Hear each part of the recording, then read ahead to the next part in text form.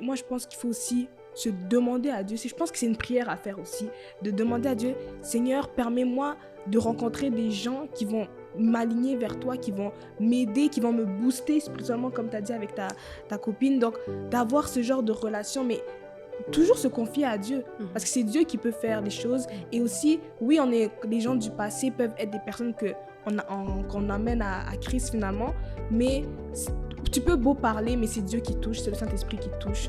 Fait que c'est en te mettant à genoux pour ces personnes-là que tu pourras toujours avoir ces personnes du passé, mais qui vont t'aider à être dans ta destinée finalement.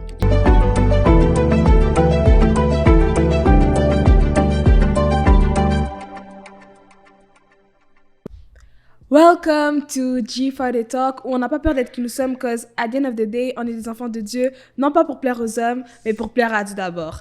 Alors, nous revoilà dans le podcast GFT Femme. Avant de commencer, on va prier, comme on a l'habitude de le faire, pour recommander ce moment entre les mains du Seigneur. Alors, merci Seigneur, merci parce que tu nous permets d'être ici en ce lieu pour parler de toi, pour parler d'un sujet qui nous touche, tous les jeunes. Aide-nous à pouvoir comprendre ce que tu veux qu'on comprenne à travers ces paroles que tu as mises dans nos cœurs. Au nom puissant de Jésus-Christ de Nazareth. Amen. Alors aujourd'hui, comme je vous l'avais dit dans le précédent épisode, je ne suis pas seule sur les plateaux et je suis avec mes sœurs, mes yaya. Alors je présente la sœur Joël Wata. Bonjour. Et la sœur Aden Gaëla. Bonjour. Alors bienvenue les filles.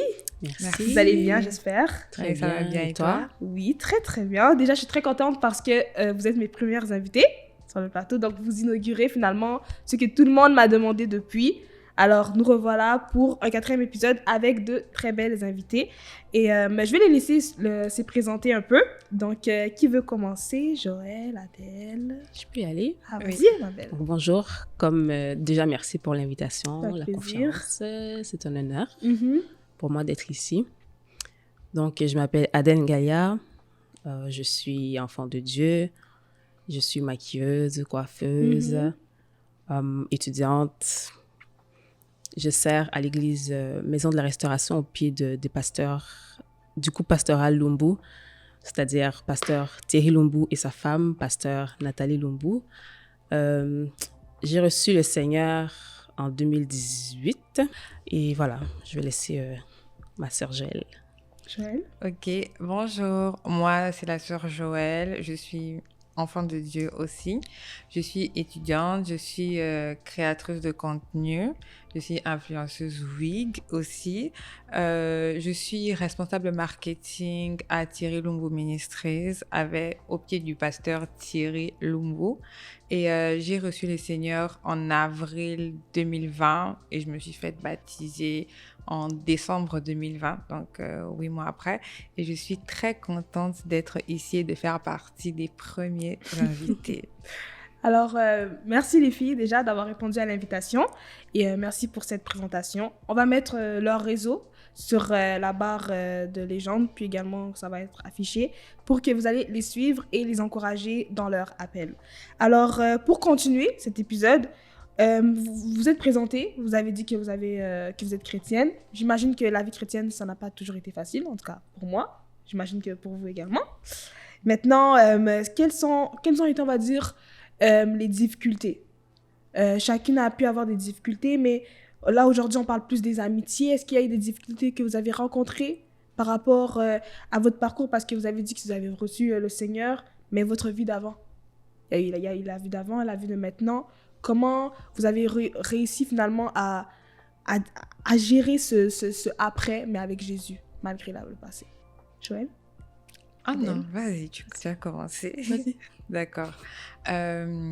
Oui, la vie chrétienne, elle n'est pas facile, mais de toute façon, le Seigneur nous a pas dit que ça serait facile. Il nous a dit que ça allait être possible et c'est pour ça qu'il nous fortifie. Amen. Et ce qui s'est passé, c'est que moi, personnellement, si je reste dans le thème que nous abordons par rapport aux amitiés, bon, moi, c'est vrai que quand je me suis convertie, j'ai quand même eu beaucoup de déceptions amicales parce que j'ai quand même eu beaucoup d'amis qui m'ont, on va dire, abandonnée on va dire ça comme ça, et sans vraiment qu'il y ait eu de problème ou qu'il y ait eu de dispute ou quoi que ce soit, qui m'ont juste laissé tomber. Mais aujourd'hui, je le vis bien parce que je me dis que ils avaient la vision que moi, j'avais pas à l'époque. Ils ont compris qu'on n'allait pas dans la même direction. Et moi, je ne les en veux pas forcément, parce qu'il y en a beaucoup aujourd'hui d'ailleurs qui sont à Jésus, et gloire à Dieu pour ça. Et comme Dieu est un père responsable, il a fait que quand je me suis convertie, il m'a connectée aussi aux personnes de ma destinée qui m'ont aidée à avancer aujourd'hui, qui sont mes amis. Donc, je pense que c'est quelque chose qui arrive à presque tout le monde quand on se convertit. On perd des gens, on perd des amis, mais c'est pour Jésus. C'est vraiment pour Jésus. Adèle? Pour moi, c'est un peu le contraire de Sœur Joëlle. Moi, j'ai vraiment grandi étant quelqu'un de assez timide et réservé. Donc, je vois ça comme plus dans l'optique où est-ce que c'est important, les amitiés. Mais il y a des nuances. Il y a aussi la qualité de l'amitié, mais je dirais qu'en général, les amitiés, c'est important dans la vie chrétienne parce qu'il faut être entouré. On vit mieux la vie chrétienne étant entouré, ayant une communauté. Et voilà, moi, j'ai grandi dans ma famille, exemple. On est tous chrétiens, mais il n'y a pas eu je peux dire, le sacerdoce. Donc, j'ai dû chercher à grandir spirituellement ailleurs. Et avec les amis que je me faisais dehors, avant d'être, exemple, dans une église, dans une église locale stable, je me faisais des amis, mais ce n'était pas vraiment allié avec ce que Dieu voulait pour moi. Donc, c'était assez compliqué. Et voilà. OK. Ouais.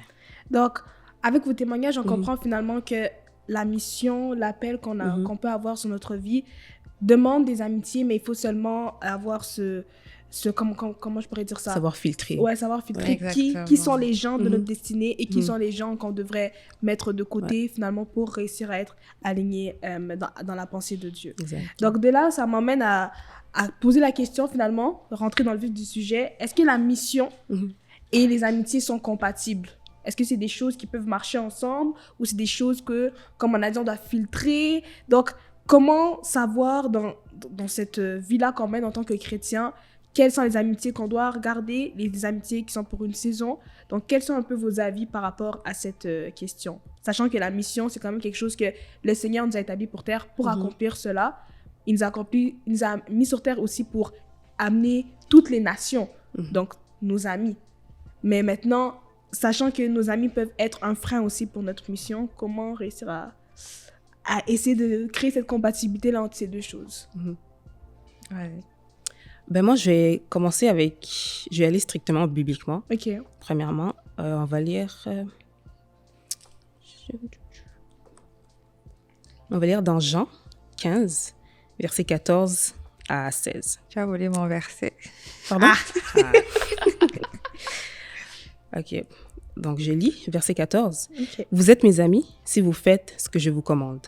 Je ne vous appelle plus serviteur parce que le serviteur ne sait ce que fait son maître, mais je vous ai appelé amis parce que je vous ai fait confiance. Je vous ai fait connaître tout ce que j'ai appris de mon Père. Ce n'est pas vous qui m'avez choisi, mais moi, je vous ai choisi et je vous ai établi afin que vous alliez et que vous portiez du fruit et que votre fruit demeure afin que ce que vous demandez au Père en mon nom, il vous le donne. Donc, on peut voir dans le verset 14 que moi, je dirais que le premier point, ça serait de savoir la raison de la relation. En tant que chrétien, tu ne peux pas juste t'aventurer à être en relation avec n'importe qui, que ce soit ici on parle d'amitié, mais que ce soit dans les amitiés, que ce soit en amour ou quoi que ce soit. Il faut savoir pourquoi est-ce que tu laisses cette personne entrer dans ta vie. Je pense que Jésus, au travers de ces versets, a laissé voir qu'il était très strict avec qui est-ce qu'il laissait, toutes les personnes qu'il laissait entrer dans son entourage.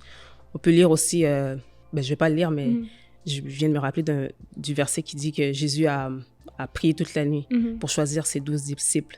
Je pense qu'on devrait faire la même chose. C'est ça, donc on ne choisit pas les amitiés aveuglement. Donc, si on lit dans le verset 14 qui dit « Vous êtes mes amis si vous faites ce que je vous commande », on peut voir que Jésus avait des conditions pour offrir son amitié. Il n'offrait pas son amitié à toute personne qui venait l'entourer, mais à toutes les personnes qui s'alignaient avec la mission qu'il avait reçue de son Père. Mhm. Ouais. Donc, franchement, je suis d'accord avec ce que Adèle dit. Et d'ailleurs, je suis contente parce que moi aussi, j'ai préparé dans le même chapitre, sauf que dans le verset 13, où la Bible dit qu'un ami, c'est quelqu'un pour qui mourir. Ça montre le degré d'amour que tu dois avoir pour la personne que tu considères comme amie. Si tu dis que la personne est ton ami, ça veut dire que tu es capable de donner ta vie pour cette personne en soi. C'est pour ça qu'il faut bien énumérer ces relations. Il faut les étager en mode escalier. Mhm. Mon ami, ma camarade, ma collègue, ma copine et tout. Parce que des fois, tu appelles quelqu'un ton ami juste pour appeler ami et tu ne sais pas ce que ce mot implique, même spirituellement. Non, Quand c'est vrai. spirituellement, tu déclares que cette personne est ton ami, le monde spirituel sait C'est que ouais. tu as une Lié, relation, quoi. enfin, tu es vraiment lié à cette personne. Et quand on se convertit, on ne devient pas l'ennemi de ses amis qui sont dans le monde. Les amis qui sont dans le monde deviennent des âmes à gagner à Christ. Parce que quand tu aimes quelqu'un, tu lui parles de Jésus. Parce que quand tu deviens chrétien, tu as cette conscience-là que la vie ne s'arrête pas ici et qu'après la mort, il y a une autre vie. Et tu ne voudrais pas que ton ami rate la vie éternelle que toi, tu as gagnée. Alors, qu'est-ce que tu fais? Tu lui parles de Jésus. Mais parler de Jésus à quelqu'un ne suffit pas. Parce que la meilleure évangélisation, c'est le comportement. On va lire Matthieu 5, le verset 16, qui dit « Que votre lumière luise ainsi devant les hommes, afin qu'ils voient vos bonnes œuvres et qu'ils glorifient votre Père qui est dans les cieux. » Qu'est-ce que ça veut dire? Ça veut dire que quand tu es chrétien, il faut que tes amis qui sont dans le monde voient Jésus en toi. Tu ne peux pas être chrétien et puis faire des compromis avec tes amis en mode, bon, aujourd'hui, je vais aller en boîte avec elle pour la convertir. On n'évangélise pas en boîte de nuit. On n'évangélise pas en boîte de nuit. Ça n'a pas de sens. Et il faut que quand tes amis te regardent, qu'ils voient Christ et que juste par ton comportement, tu leur donnes envie de se convertir. Donc, quand tu aimes ton ami, il faut que tu sois capable de lui dire non, aller en boîte, ce n'est pas bien parce qu'un chrétien ne fait pas ça. Tu ne peux pas faire des compromis avec tes amis pour essayer de les gagner parce que ça ne suffit pas de dire à quelqu'un Jésus t'aime pour l'évangéliser. Jésus t'aime, oui. Il faut que tu montres ce que Jésus a fait dans ta vie. Si tu étais quelqu'un que tes amis étaient habitués à te voir dans la dépression, il faut que tu puisses faire ressortir de la joie. Et la joie en Christ, c'est une vraie joie. Il faut qu'ils se disent que non, la fille, elle pleurait tout le temps, elle se droguait pour essayer un peu de planer et tout. Mais là, elle n'a plus besoin de substances pour planer. Elle est en joie parce qu'elle a Jésus. Donc, ton comportement doit refléter Christ afin que tu gagnes tes amis. Mais, il y a un mais. Comment? Dis-nous. Il y a un mais. Je dis que la mission et les amitiés sont compatibles si et seulement si ton amitié n'entrave pas ta mission. Yes. Dès le moment où cette amitié-là, peu importe la manière dont tu aimes cet ami, si cette amitié-là commence à entraver la mission que Christ t'a donnée, il faut couper cette amitié. Parce que tu dois d'abord penser à toi et à ta relation avec Dieu. Tu peux bien vouloir gagner la personne. Tu sais, moi, il y a des gens que j'ai gagnés à distance. Je n'ai même pas eu besoin de parler ou être amie avec la personne. Juste en me voyant de loin, j'ai pu gagner cette personne. Donc, tu n'es pas aussi obligé d'être proche de tes anciens amis pour les gagner. Quand tu vois que, surtout, il y a souvent des groupes d'amis comme ça. Tu t'es converti, tu es le seul à t'être converti. Tous les autres, ils sont toujours dans le monde. Tu dois te retirer. Surtout quand tu es nouvellement converti, tu n'es pas encore spirituellement fort. Tu dois te retirer. Donc, pour moi, c'est un peu ça en matière de compatibilité. Surtout par rapport au point que tu dis que si tu vois que où l'environnement où tu es, c'est plus eux qui t'influencent que toi, tu les influences. Il faut sortir de là. Il faut sortir de C'est là. parce que comme on dit, il y a un verset qui dit, que j'aime beaucoup, qui dit... laisse-moi le trouver. Yes. Proverbe 27-17. Tout comme le fer aiguise le fer, l'homme s'aiguise au contact de son prochain. Donc finalement, si tu vois qu'à un moment donné, c'est plus toi qui es en train d'aiguiser la personne, c'est la personne qui, avec ses valeurs, prend sur finalement ton comportement, il faut comme se retirer et dire, ok, est-ce que là, je suis toujours alignée à la pensée de Dieu ou je suis en train de aller dans d'autres directions finalement. Exactement. Et de là qu'il faut comprendre aussi que, comme tu as dit, les amis du passé, c'est à nous de finalement les amener à Christ parce que c'est devenu des âmes à gagner. Mais c'est aussi de comprendre qu'il y a avec les amitiés, je crois qu'il y a des saisons. Il y a des saisons où, à un moment donné, là, il y avait le passé. Là, la nouvelle saison où le Seigneur veut vous emmener, c'est une nouvelle saison où toi, maintenant, c'est à ton tour de les parler de Christ, de les parler de ce changement-là que Dieu a fait à travers ta vie, mais que toi, tu montres que la nouvelle saison où je suis, c'est une nouvelle saison où j'amène notre amitié également. Okay. Donc, je crois vraiment qu'on doit arriver à comprendre que c'est pas parce que ses amis, eux, ils n'ont pas encore connu Christ, qu'il faut les abandonner complètement. Parce qu'il y a des gens aussi comme ça, dès qu'ils se convertissent, ils prennent ce zèle-là. Genre, ils deviennent un tout petit peu orgueilleux. Non, moi, je traîne plus avec eux. Et c'est des impudiques. Mais toi, il y a quelques temps, toi, c'était impudique. Toi, c'était dedans. Mon frère. On juste voit il faut arrêter, c'est pas bien. C'est pas bien. Et le truc, c'est que quand tu fais ça, tu rends un très mauvais service au corps du Christ. Parce que c'est comme ça que... Parce que quand tu parles beaucoup avec des personnes qui sont dans le monde, qui te disent le pourquoi ils ne veulent pas devenir chrétiens, c'est toujours par rapport aux autres. C'est toujours par rapport aux autres. Moi, j'avais un ami qui était chrétien. Depuis que lui commence à aller à l'église, il est devenu comme si. Il fait le pasteur. Il fait le pasteur. Non. Nous, on est plus bon pour lui. Non. Tes anciens amis, ce ne sont pas tes ennemis. Il faut arrêter ça. Et il y a aussi un verset dans Proverbes. Je ne sais plus c'est Proverbes combien, parce que j'ai lu ça hier, mais je ne me rappelle pas. Un verset qui dit que lorsque tu traînes avec les sages, tu deviens sage. Lorsque tu traînes avec les sots, tu deviens sot. Donc, des fois, surtout quand tu es dans la saison où Dieu veut te transformer, il faut que tu sois capable de capter que non, en ce moment, il faut que je traîne avec des personnes qui vont renforcer ma foi. Comme ça, si je vais là-bas et que voilà, je veux gagner mes amis, je suis assez fort. Je me dis non, spirituellement, ça va, je vais pas retomber. Et c'est ça. Moi, je pense que c'est important aussi parce que j'ai un témoignage à donner par rapport à ça parce que moi, j'avais des amis que, par exemple, on était là, mais je sentais que c'était des amitiés que je devais amener à Christ. Parce que elles acceptaient finalement mon identité. Elles l'acceptaient, mais c'est comme si moi, j'étais pas encore arrivée au stade où moi-même, j'acceptais cette identité. C'est-à-dire qu'on pouvait se retrouver dans des restaurants. Puis là, à la fin, comme ici à Québec, les gens aiment beaucoup vapoter. Donc, ils arrivent comme ça, on finit de manger. Elle dit, on va vaper. Je sais même pas c'est quoi le truc qu'ils prennent là. On va vaper. On arrive comme ça, vaper. C'est ce qu'ils disent. Et même ils se reconnaissent dans ça. Donc, ils disent, on va vaper. Puis carrément, ils me demandent, Daniel, est-ce que ça te dérange qu'on vape devant toi? Moi, je dis non. Je te jure, je dis non. Je dis toujours oui.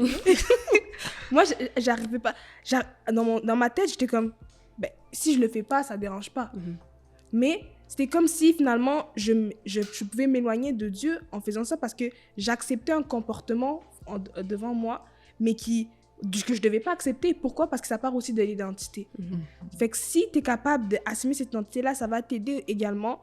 Comme tu as dit, tu vas être un modèle pour les autres. Si par le fait que tu n'es pas capable d'assumer tes identités, tu n'es pas capable d'être un modèle parce que tu n'arrives pas à assumer ce que finalement tu devrais être. Donc c'était comme si je pouvais parler, je pouvais être là, mais c'est comme si tu étais finalement dans le vent. En fait, tu ne peux pas dire oui. Ouais. Moi, franchement, devant moi, personne ne fume. Même si de base, tu es un fumeur et tout. Je sais pas, mais c'est automatique. Tout le monde sait, quand je suis là, on ne fume pas. Tu peux pas. En fait, moi, je suis... je vais te regarder tellement tu seras malade. Toi, tu vas arrêter. Toi, tu vas arrêter, tu vas te dire... c'est mieux que... faire un Christ. Mais ouais, c'est vraiment ça. Donc, mais c'est après que, quand j'ai analysé, j'étais comme... pourquoi je me suis laissée comme... j'ai rabaissé finalement cette identité que je porte. Puis c'est de là que, surtout les jeunes, en tout cas, pour moi, un jeune devrait vraiment, comme tu dis, s'entourer de personnes finalement qui vont t'aider à que ton homme intérieur soit déjà fort pour que malgré que tu te retrouves dans des situations qui sont propices à ce que tu t'éloignes finalement de la vision de Dieu, parce que tu as été, toi, entouré de personnes qui ont ce cœur-là de se rapprocher de Dieu, tu sauras comment diriger tes paroles, diriger tes actions et être finalement un modèle pour ces différentes personnes également. Donc, c'est vraiment ça qu'on avait à dire par rapport à ce point. Maintenant, comme on a dit, oui, il y a des situations auxquelles on peut se laisser, on va dire, tomber dans le péché.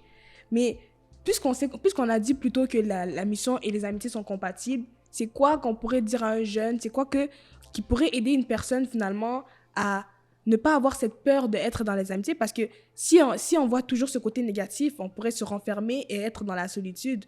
Mais le Seigneur, il nous a mis sur terre pour qu'on soit ensemble.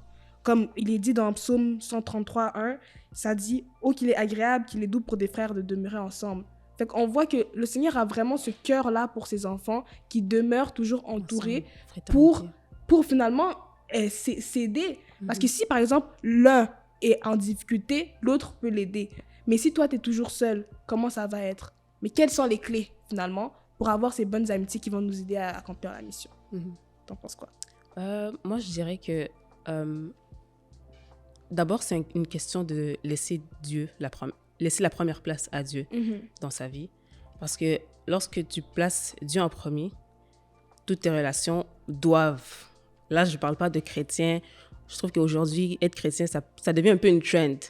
Dans le sens où on est chrétien, mais on est chrétien... On est chrétien par apparence, quoi. Mais lorsque tu creuses, et je ne juge pas, j'ai passé par là aussi. Lorsque tu creuses, tu vois qu'il n'y a pas trop il n'y a pas la chrétienté vraiment que la Bible nous enseigne. Donc, il faut laisser la place à Dieu en premier. Et cette relation entre toi et Dieu va dicter toutes tes autres relations.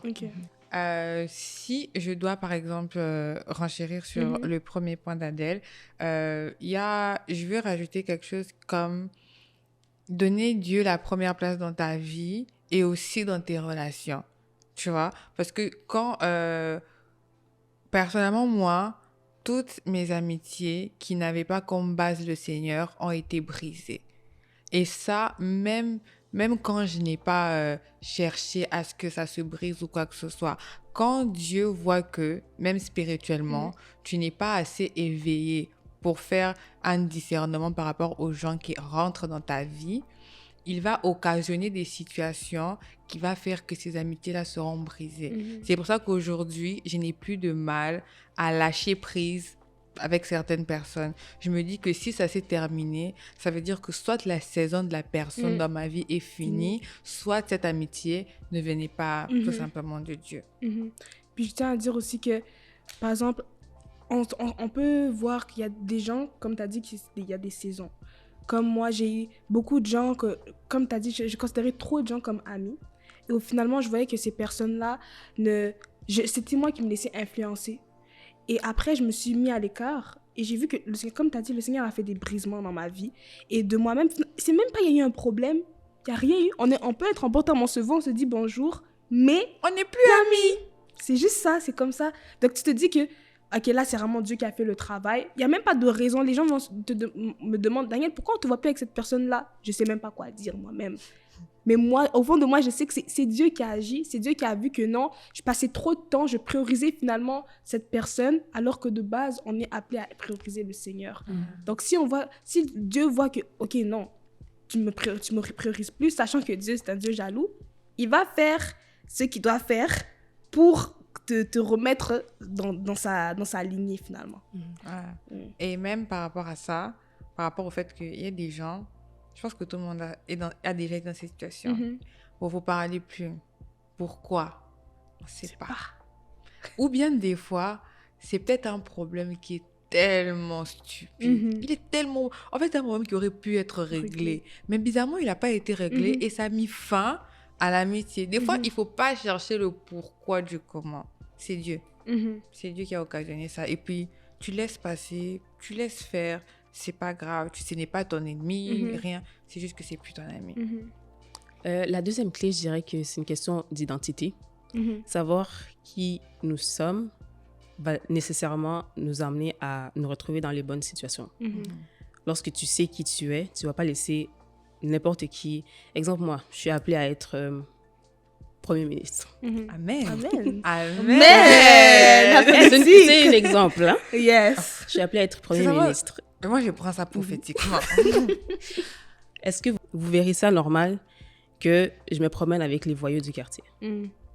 C'est une question de vraiment savoir qui nous sommes et savoir où est-ce que Dieu nous amène. Et à partir du moment où est-ce que tu sais qui tu es, tu vas nécessairement t'aligner, te mettre dans les bonnes conditions à être ce que Dieu veut que tu sois. Ouais. Donc, j'ai dit l'identité et laisser la première place à Dieu. Et je suis vraiment d'accord avec l'histoire de l'identité parce que quand tu sais qui tu es, tu ne laisses pas n'importe qui rentrer dans ta vie. Et des fois, on laisse n'importe qui rentrer dans notre vie parce que des fois, on oublie qu'on est chrétien.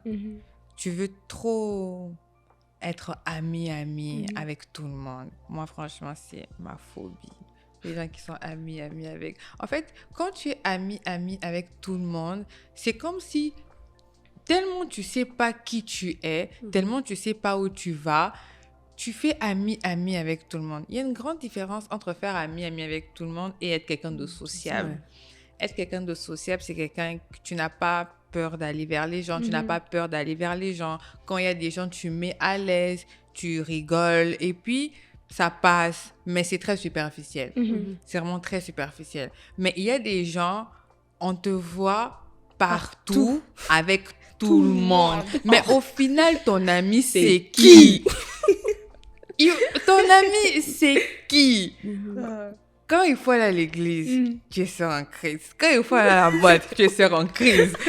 En fait, il faut savoir. En fait, il faut savoir. En fait, toi, tu es l'ami de qui? Parce que moi, par exemple, c'est pas parce que quelqu'un mène une vie, par exemple, que moi, je ne mène pas. Parce que moi, j'ai mes propres principes, j'ai mon propre code de conduite. C'est parce que quelqu'un mène une vie que je mène pas que je vais la juger ou quoi que ce soit. Je vais parler avec la personne, on va rigoler. Je vais être ouverte avec la personne. Au cas où un jour, cette personne veut se convertir, au moins, elle sait que non, moi, je vais pas la juger. Elle va venir et moi, je vais l'aider. Tu vois? Mais est-ce que cette personne va devenir mon amie? Non. Est-ce que cette personne, je lui fais entrer dans mon cercle privé? Non. Est-ce que je lui raconte ma vie intime? Non. Ça reste superficiel, mais elle sait que si un jour elle veut se convertir, elle peut se tourner vers moi, je vais l'aider. Mais est-ce que tu vas me voir m'afficher partout avec cette personne? Non. Est-ce que tu vas me voir aller dans des fêtes avec cette personne? Non. Mais toi, tu veux être tellement gentil. Tellement tu veux que tout le monde dise du bien de toi. Mais il faut savoir que l'ami de tout le monde, c'est l'ami de personne. Ça évite aussi les déceptions. Oui. Moi, j'ai été quelqu'un que... J'ai été très naïve dans ma vie. Et ça a laissé la place à beaucoup de déceptions qui ont fait qu'au final, je me suis éloignée de Dieu. Pas que je me suis éloignée de Dieu, mais j'ai passé beaucoup de temps à ruminer, alors que Dieu m'appelait à faire autre chose. Moi, j'étais là, oh, mais tel. Alors que Dieu veut que tu te lèves et que tu fasses ton travail. Toi, tu es là en dépression, tu es là à cause de ce qui s'est passé avec... Ça marche vraiment avec tout, hein, même en relation. Lorsque tu ne laisses pas Dieu en premier, tu vas voir que la personne va prendre la place de Dieu dans ta vie. Et c'est là que la personne te retient, en fait, et il y a même des amitiés qui prennent la place de Dieu aussi. Il y a des gens que tu aimes tellement qui prennent, franchement, la place de Dieu. Et il y a un point, je viens de me rappeler de ça. Ça vient de quelqu'un dans ma tête. C'est toujours par rapport à l'identité. Quand tu oublies qui tu es et que tu deviens ami avec tout le monde, tu te rends pas compte, mais à un moment, tu commences à normaliser certains comportements, certains aspects qui ne sont pas normaux. Et ça, je le prends personnellement pour exemple. J'ai été amie avec des personnes avec qui, normalement, je ne devais pas être amie, mais bon. C'est ça aussi quand tu veux être gentil avec tout le monde. Et c'est vrai que je ne menais pas le même mode de vie, Mais moi qui avais certains principes, qui avait une certaine manière de voir les choses, ma manière de voir les choses a commencé à être modifiée. J'ai commencé à me dire, mais en vrai, Tu deviens une c'est pas éponge. si mal que ça. Genre, Mm. je donne un exemple banal, très bête. Avoir, par exemple, un enfant avant le mariage. Je te dis, à un moment, j'ai normalisé ça. Pour moi, c'était quelque chose de normal. Ça arrive à tout le monde. Je ne juge pas les gens qui le font, mais c'est pas quelque chose de normal. C'est quelque chose... En tout cas, je dis pas pour tout le monde, mais je dis que quand tu es conscient de ton identité en tant que chrétien, ce n'est pas quelque chose que tu dois normaliser.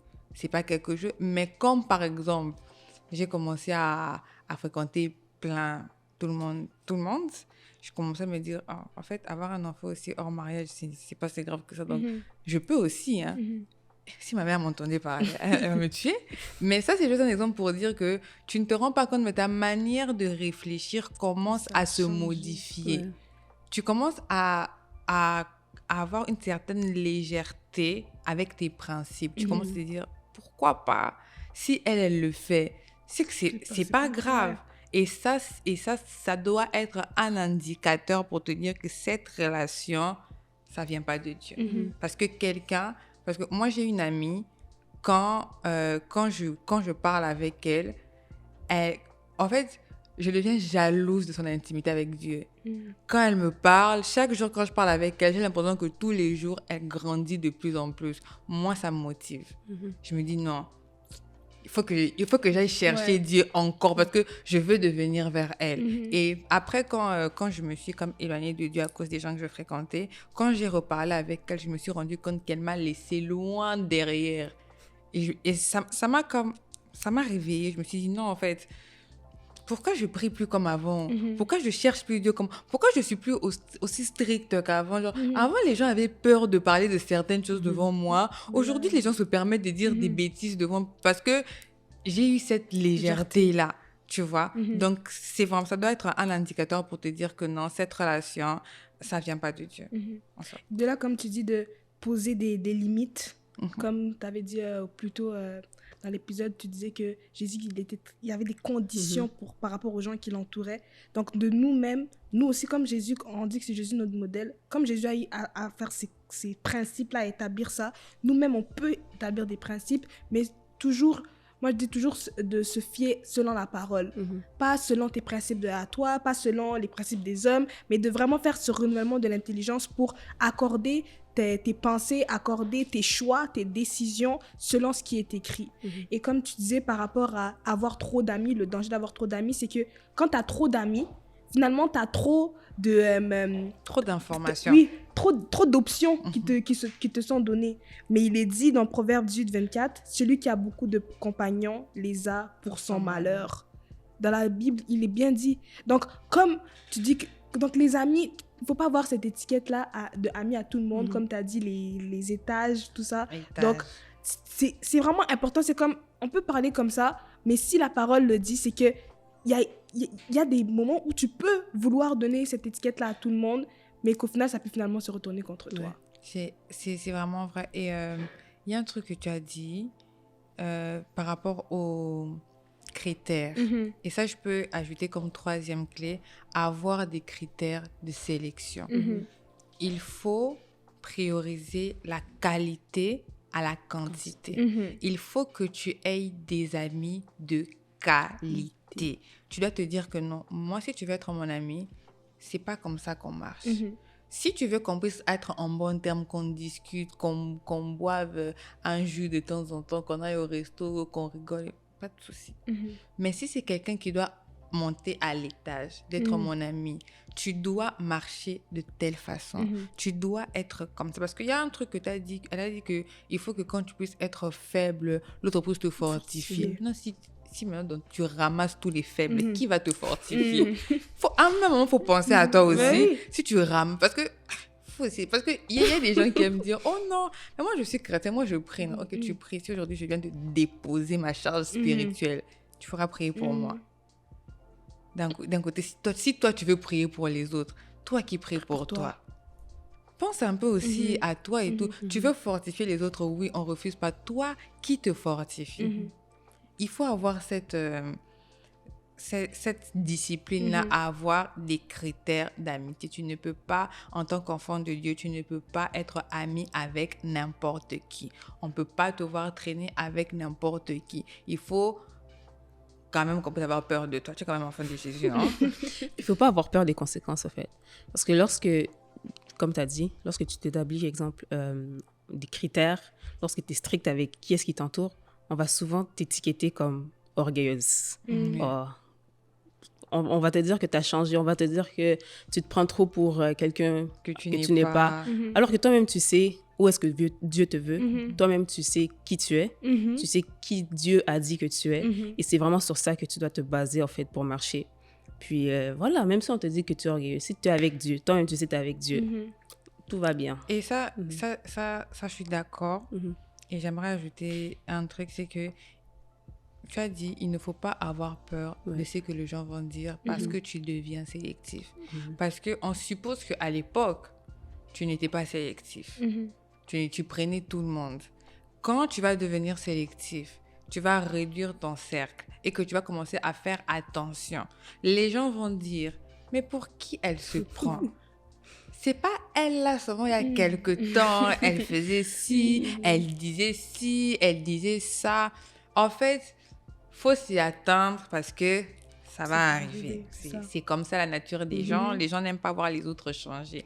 Mais il ne faut pas avoir peur parce que toi, tu sais le pourquoi tu fais ça. Surtout quand tu as été dans des amitiés qui t'ont vraiment tiré vers le bas et que tu veux aller plus haut. Il ne faut pas avoir peur que les gens puissent te critiquer. Aujourd'hui, ils te critiquent. Demain, ils viendront pour que tu pries pour eux. C'est ce que tu dois savoir. Aujourd'hui, ils te critiquent. Demain, ils viendront pour te demander comment tu as fait. Donc, il ne faut pas avoir peur que les gens puissent te rappeler où tu étais.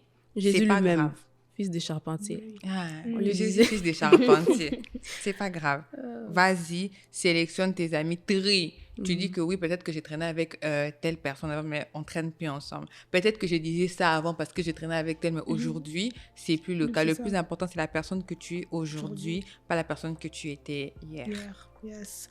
Donc, toutes ces clés nous aident finalement à comprendre que tu dois toujours avoir en tête la mission, que tu dois toujours avoir en tête qu'est-ce que Dieu a dit sur ta vie, qu'est-ce que Dieu pense de toi, qu'est-ce que Dieu t'emmène à faire. Est-ce que ce que Dieu t'emmène à faire te permet d'avoir encore ces amitiés-là? Est-ce que ce que Dieu t'emmène à faire t'emmène à avoir quel genre d'amitié?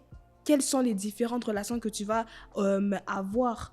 Donc, c'est aussi puisque oui, on est appelé à avoir des amis, mais moi je pense qu'il faut aussi se demander à Dieu. Je pense que c'est une prière à faire aussi, de demander à Dieu, Seigneur, permets-moi de rencontrer des gens qui vont m'aligner vers toi, qui vont m'aider, qui vont me booster spirituellement, comme tu as dit avec ta copine. Donc, d'avoir ce genre de relation, mais toujours se confier à Dieu, parce que c'est Dieu qui peut faire les choses. Et aussi, oui, les gens du passé peuvent être des personnes qu'on amène à Christ finalement, mais tu peux beau parler, mais c'est Dieu qui touche, c'est le Saint-Esprit qui touche. Fait que c'est en te mettant à genoux pour ces personnes-là que tu pourras toujours avoir ces personnes du passé, mais qui vont t'aider à être dans ta destinée, finalement. Il y a un truc que je voulais dire aussi, c'est que ces personnes-là qui font partie de ton passé et tout, qui peuvent être, comme on a dit, des âmes à gagner, ou qui sont même les gens qui te critiquent aujourd'hui. Parce que tu es enfant de Dieu, tu dois prier pour eux. Tu es obligé de prier pour eux. Ces mêmes personnes avec qui tu traînais avant, avec qui tu ne traînes plus pour telle raison, parce que tu as décidé d'être sélective. Ce n'est pas parce que ces personnes ne sont plus dans ton cercle privé que tu dois arrêter de prier pour eux. Parce que tu fais partie de leur vie, tu as la responsabilité de leur âme. La Bible nous dit qu'à la fin des temps, on va rendre compte à Dieu par rapport aux âmes qu'on devait gagner. Tu vois, aujourd'hui, c'est pas facile. C'est pas facile, surtout quand c'est des gens que tu as aimés qui te critiquent. Ce n'est vraiment pas facile. Ça demande beaucoup de force de te mettre à genoux et puis de prier pour tes anciens amis qui sont en train de te critiquer. Mais en tant qu'enfant de Dieu, c'est notre devoir. C'est ça la mission.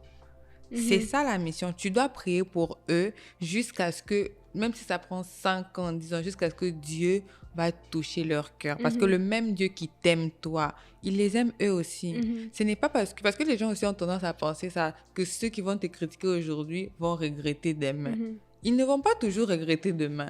Tu dois prier pour qu'ils ne regrettent pas. C'est ça. Tu dois prier pour que ça ne se retourne pas contre eux. Tu dis non, Seigneur, même s'ils me critiquent, c'est pas grave, mais touche son cœur pour qu'un jour, même si c'est pas vers moi que il ou elle se tourne, qu'elle se tourne vers quelqu'un et qu'elle te cherche réellement pour de vrai. C'est ça notre mission en tant qu'enfant de Dieu.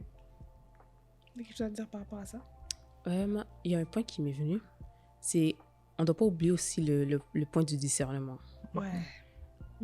Là, je pense que tout ce qu'on a dit, il y a beaucoup de points techniques, pratiques, mais on oublie aussi le côté spirituel. Tu peux être dans un milieu chrétien et ce n'est pas tout le monde qui est appelé à être ton ami.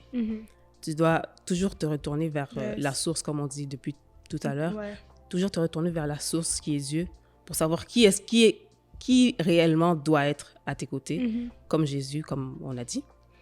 Le discernement est très important en tant qu'enfant de Dieu. Parce que moi-même, exemple, j'ai été très naïve avec le milieu chrétien. J'ai cru que, OK, parce que cette sœur s'appelle chrétienne, parce que ce frère s'appelle chrétien, je peux lui confier toute ma vie, je peux lui confier toute ma personne, en fait. Mais ça s'est retourné contre moi, en fait. Parce que je savais pas ce que j'étais, je ne savais pas ce que Dieu voulait de moi, je ne savais pas ce que Dieu disait par rapport à la personne. Donc, c'est une question de savoir, c'est vraiment une question de savoir qu'est-ce que Dieu veut pour nous. Voilà.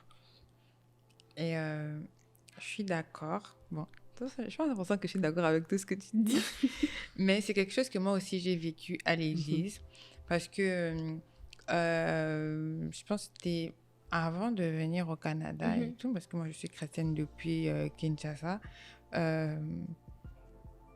naïvement aussi, je me suis dit que non, comme je me suis convertie, toutes les personnes que je croise à l'église, elles sont différentes des personnes que j'avais dans le monde.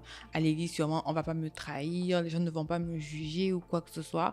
Mais j'ai vraiment été blessée par certaines personnes de l'église que je pensais être mes amis.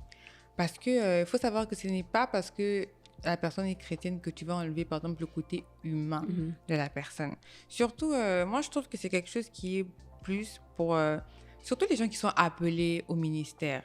Les personnes qui sont appelées au ministère doivent être très sélectifs avec les personnes qui les entourent. Parce que c'est très facile d'attiser, par exemple, de la jalousie envers tes amis à l'église. Surtout quand tu arrives à un niveau... Imagine, tu es à l'église, on commence à te donner des responsabilités et pourtant, tu es venu après. Le pasteur lui donne des responsabilités parce qu'il voit ton évolution spirituelle. Il voit que par rapport aux autres, même si les autres sont là depuis longtemps, toi, en peu de temps, tu as fait plus que ce que eux ont fait. Et tu es méritant d'avoir ce poste-là. Mais eux, ils ne voient pas ça. Et ils se disent, elle est venue seulement ces derniers jours. Comment est-ce qu'on peut le mettre déjà dans un département et tout? Et ces mêmes personnes-là, le dimanche, vont te faire des bisous. Bonjour mon frère, bonjour ma soeur. Et toi, tu peux te dire un jour tu ne vas pas bien parce que ça arrive à tout le monde. Tu es peut-être tombé dans le péché. Tu as un moment de baisse de foi ou quelque chose comme ça. Tu n'as pas forcément envie d'en parler au pasteur. Tu en parles à ton frère de l'église parce qu'il te dit que non, s'il est chrétien, il va prier pour moi, il va m'aider. Le lendemain, tu arrives à l'église, tout le monde est au courant que tu es tombé dans les péchés. Suspension. Tout ça pourquoi? Parce que tu t'es dit que non, à l'église, les gens sont bien. Or, il y a, je pense que c'était une émission du pasteur Thierry que j'avais suivie. Il avait dit, les gens oublient souvent que l'église, c'est comme l'hôpital. Il n'y a que des malades qui vont à l'église. Le docteur, c'est le pasteur. Mais est-ce que ça veut dire que les docteurs ne tombent pas malades? Ça arrive aussi. Mais c'est le docteur qui est là pour soigner les patients. Or, toi, par exemple, tu as la malaria. Tu vas encore demander à quelqu'un qui a la malaria de t'aider. Compliqué. Donc, il faut vraiment avoir l'esprit de discernement. Ce n'est pas parce que la personne est chrétienne qu'il ou est forcément une bonne amie. Donc, c'est comme ça que finalement, on comprend qu'il faut juste inviter le Saint-Esprit à t'aider à avoir ce discernement-là, cette sagesse. Parce que moi-même, quand on a commencé l'église, je cherchais absolument à avoir une amie en Christ. Parce que j'avais pas d'amis, donc je cherchais... C'est donc, pas obligé aussi, hein? C'est pas obligé. C'est après qu'on comprend que... mais c'est comme ça que je me suis perdue, finalement, et que ça a retardé ce que Dieu aurait voulu faire avec moi bien plus tôt. Et c'est après que, avec le recul, que je me rends compte de ça. Mais sur le moment, je cherchais tellement... Parce que je me disais, comme toi, comme même toi, que quand on est chrétien, ben, tout le monde est gentil, tout le monde a la même vision des choses, tout le monde veut avancer avec Dieu, alors que c'est pas tout le monde qui est rendu à l'étape où le Seigneur veut t'emmener toi. C'est pas tout le monde qui a le même cœur. C'est ça aussi. Toi-même, tu voulais une amie. Moi, je voulais un groupe d'amis. Ah. En fait, il y a un truc, c'est que les réseaux sociaux nous ont trop matrixés. Les réseaux nous ont trop matrixés. Tu vois, quand tu rentres sur TikTok, tu vois les groupes des jeunes chrétiens en train de prier. Toi aussi, tu veux. Bible study. Il y a, tu vois, les pique-niques et tout. Moi aussi, je veux avoir des amis. Moi aussi. Mais c'est pas mal. C'est vraiment pas mal. Mais il faut savoir aussi que dans les groupes là, chrétiens qu'on voit, ce n'est pas tout le monde qui est ami. Tu peux voir un groupe, par exemple, ils sont 10 ou 15. Peut-être que les amitiés, c'est 3, 2, et tout. Mais par exemple, quand vous priez dans la même église, vous dites non, on organise quelque chose pour partager, se fortifier entre frères et sœurs. Mais qui nous dit que tous les frères et sœurs là qu'on est en train de voir, c'est des amis? C'est pas tous des amis. Ils se confient pas eux tous entre eux. Il faut vraiment avoir le discernement. Et moi, en tant que jeune convertie, moi, je voulais mon groupe d'amis chrétiens. En plus, moi, j'ai commencé la création de contenu depuis longtemps. Je voulais aussi, moi aussi, je vais faire un vlog et tout. Avec mes amis, on est partis prier et tout. Mais non, ça, c'est les bisounours, ça. C'est les bisounours. Parce que même Jésus, il avait 12 apôtres. Mais on sait tous qu'il avait ses apôtres préférés. C'est pas tout le monde qui est monté à la montagne de configuration, tu vois. Donc, il faut savoir que tu peux bien parler avec tout le monde à l'église, mais prie vraiment que Dieu te donne le discernement de contrôler ta bouche pour ne pas raconter ta vie à tout le monde. Donc on comprend toujours que c'est en se recueillant au Seigneur. Tu te recueilles au Seigneur pour dire, je sais que j'ai besoin d'être entouré de bonnes personnes qui vont m'aider à accomplir ma mission, qui vont m'aider si par exemple à des moments je m'éloigne de cette destinée. Parce que si tu t'éloignes, qui va te dire si tu n'as pas finalement ces amis-là que le Seigneur a prévu pour toi. Donc, c'est aussi d'avoir ce cœur disposé. Parce que si tu as toujours t'as toujours ces peurs de « Oh, je peux avoir un ami qui va me faire ci, qui va me faire ça », Dieu peut vouloir te donner ces personnes-là, mais si toi, ton cœur n'est pas disposé, il ne va pas te le donner. Donc, c'est de toujours prier, se recommander au Seigneur pour qu'au final, que ces amitiés nous alignent à sa pensée. Faut se poser aussi une question. Est-ce que toi, tu es un bon ami? C'est ça que j'allais dire.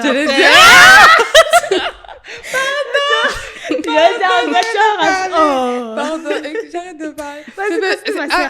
C'est venu comme ça. Comme ça seulement. Comme on était connectés en esprit. On te ramène, non? Amen. En fait, le truc, c'est que depuis qu'on a commencé, on a parlé, il faut être sélectif et tout. Mais peut-être c'est toi le mauvais ami. Qu'est-ce qu'il nous dit? Parce que moi, j'avoue, je n'en suis pas fière, mais j'ai été la mauvaise amie. J'ai pas été une bonne amie pour certaines personnes et tout, qui ont arrêté de me parler. Je vous comprends. J'ai pas été quelqu'un de bien et tout. Donc, c'est bien de prier pour avoir des bons amis, mais prie aussi pour que toi aussi, tu puisses être la bonne amie. Parce qu'il ne faut pas que ce que tu reproches aux autres, on trouve ça chez toi. Non. Ça c'est ça. Non, faut pas. Il faut que tu. Est-ce que toi-même, quand tu te regardes dans ta conscience, tu te dis que non, moi je suis quelqu'un de loyal, je suis quelqu'un à l'écoute, je suis quelqu'un qui va aider mon ami. Est-ce que je suis quelqu'un qui va juger? Parce que sans vous en rendre compte, surtout à l'église, il y a beaucoup de gens qui sont énormément dans le jugement. Mais vous voulez pas qu'on vous juge. Mais quand vous apprenez quelque chose sur votre frère ou votre sœur de l'église, vous jugez. Okay.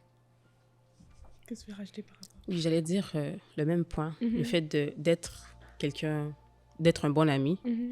La Bible même nous dit de prendre les fardeaux les uns les autres. Donc, il faut être sélectif. Oui, il faut avoir des conditions, mais il ne faut pas oublier qu'on est humain et que les faiblesses de ton frère, tu peux l'aider aussi à les surmonter. Moi, j'ai été aussi dans des situations où est-ce que j'ai pas été une bonne personne envers les autres. J'ai été trop vite dans le jugement sans vouloir tendre la main pour aider. Et ça aussi, c'est mauvais. Faut pas être dans les extrêmes, mais vraiment trouver la balance. Ouais.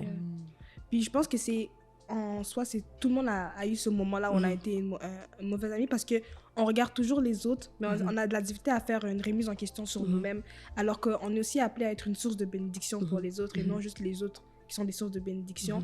Puis c'est comme ça que ça pouvait m'arriver parfois tellement que j'étais concentrée, on va dire, sur moi-même, je voyais que cette personne-là faisait une autre chose que c'était pas finalement mes valeurs, mais au lieu de l'aider, de la conseiller, je pouvais juste m'écarter et finalement ça crée une distance, alors que peut-être que si j'avais osé parler, si j'avais osé aider cette personne à finalement se retrouver dans la pensée de Dieu, elle n'aurait pas retombé encore plus bas. Donc c'est vraiment de penser que oui, on veut des bonnes personnes qui sont autour de nous, mais c'est une prière aussi à faire que nous soyons aussi ces bonnes personnes-là pour qu'on s'influence mutuellement, qu'on s'aiguise mutuellement. Donc, finalement, je pense qu'on va conclure cette émission comme ça. J'avais un point à dire. Ah! Ok, vas-y, dis-moi. Comme le pasteur Thierry dit souvent, une des plus grandes richesses que l'homme a, c'est les relations.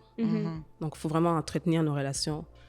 C'est ça, il y a des portes qui vont s'ouvrir dans ta vie à cause de tes amis. Comme qu'il y a des portes aussi qui peuvent se fermer à cause de tes amis. Donc vraiment, entretenir cette bénédiction et reconnaître que ce qu'il y a dans mon frère, ce qu'il y a dans ma sœur, ça peut m'être bénéfique autant que le contraire. Ce qu'il y a en moi peut être bénéfique pour mon frère et vraiment s'entraider et entretenir, cultiver nos relations. On dirait qu'ils ne veulent pas finir. Ok. C'est important. Ce que Adèle a dit est très important, que la richesse d'une personne, c'est ses relations.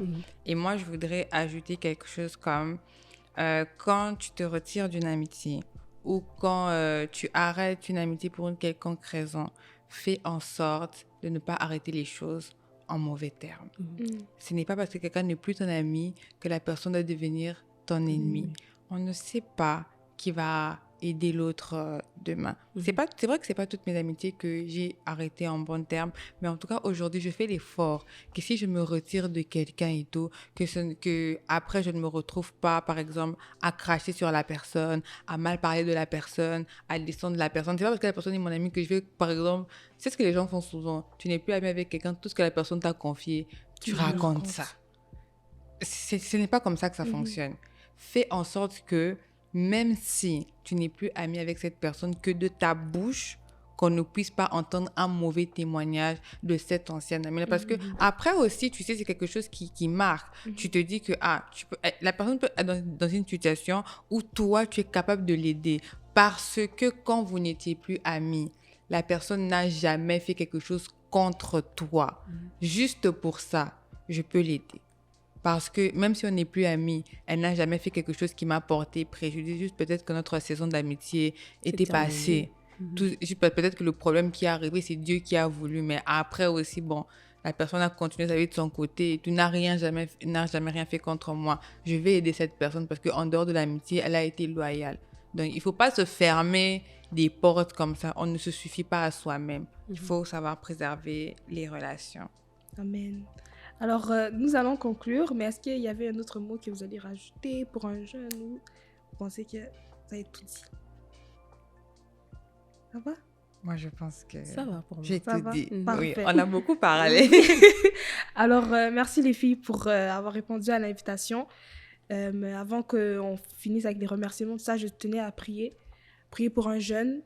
Donc, on va juste recommander finalement la vie de toute personne par rapport à ce message. Alors, merci Seigneur déjà pour cet épisode. Merci pour ces discussions riches. Et je prie finalement qu'une personne qui m'écoute puisse arriver à avoir ce discernement-là, puisse arriver à trouver ces amitiés qui vont l'aider à s'aligner à ta pensée, s'aligner à ta vision, s'aligner à son appel également, et non pas l'éloigner de sa mission. Que toute personne qui est seule, qui a un problème de solitude, mais qui cherche cet ami, Seigneur, amène cette personne à trouver des gens qui vont l'aider. Au nom puissant de Jésus. Amen. Amen. Alors, espérons que cet épisode, vous avez aimé finalement la présence de ces deux merveilleux invités. Et mais je pense que je remercie également votre père spirituel, qui est le mien également.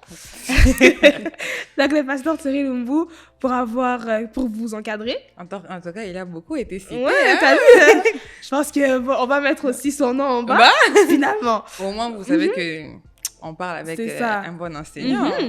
Donc, merci à lui de nous encadrer, de nous permettre d'être présente également sur ce plateau. Et qui sait, peut-être que bientôt, il sera aussi ici. Bonne nouvelle. Bien, non? On sait pas, peut-être. En tout cas, donc, merci pour votre écoute. Je vous invite à partager, à les suivre aussi sur leur réseau, comme j'avais dit au début. Puis, on se retrouve très prochainement pour un nouvel épisode. Don't forget, God is good all the time. Peace and love. God bless you. Bye bye. Bisous.